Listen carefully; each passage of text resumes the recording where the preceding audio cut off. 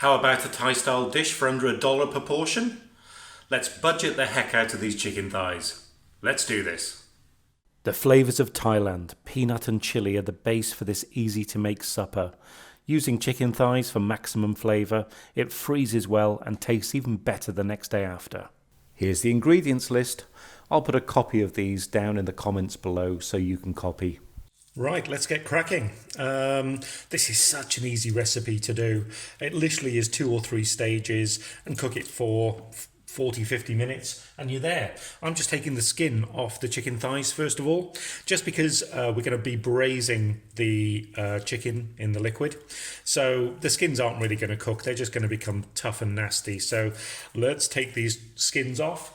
And absolutely no reason you can't stretch the skins out, put them in a high oven and make some crispy chicken skin out of them. And as I've just thought of that, I might do that after. So let's take the skins off here before we get on and put together the wet ingredients. Okay, I've transferred our wonderful thighs into our casserole dish. Obviously, we're going to be using this on the stove. And literally, I said this was so easy. I've got all of our wet ingredients apart from the stock in here. So the garlic, we've got the ginger, we've got the chili, the chopped up chili. We've got the peanut butter or the satay, whichever you're using, the soy sauce, and the salsa. So everything that's in the kind of marinade ingredients is in here. I've mixed it up and we're just going to literally toss the thighs in this.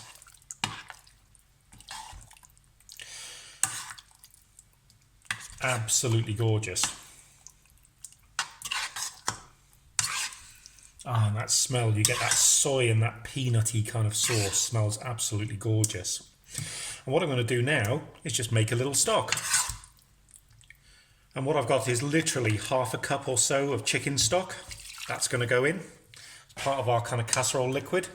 We'll get that all mixed in. And now it's time to put the heat on. So now our heat's on. I'm going to bring this up to a bubble now. I've swapped out for a wooden spoon, because plastic spoon or wooden spoon, just because this is going to get warm and I didn't want the metal one in there. So just going to mix this, bring this up to a bubble, and we'll put a top on and we'll let this bubble away for about 30 minutes. Here we go, it's coming up to temperature now, bubbling away.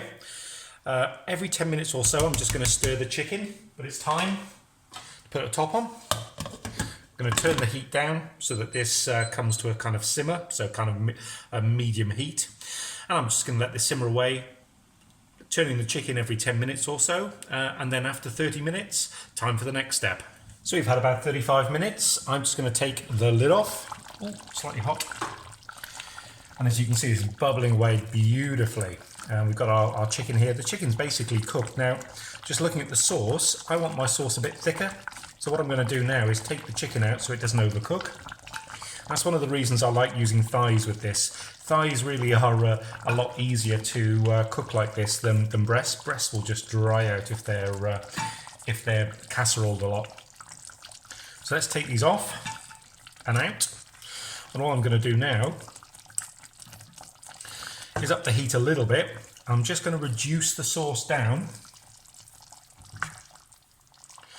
to, well, a bit thicker than it is now actually. I really do like my sauce quite thick. So let's give it a stir.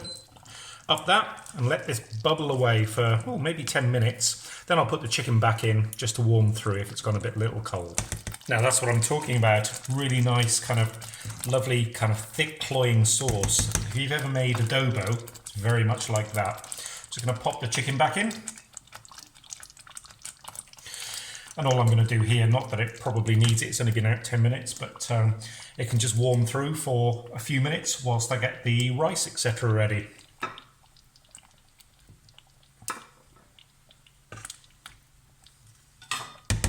So for our finishing touches, let's spoon on a little more of that beautiful, thick, peanutty, salsa-y sauce,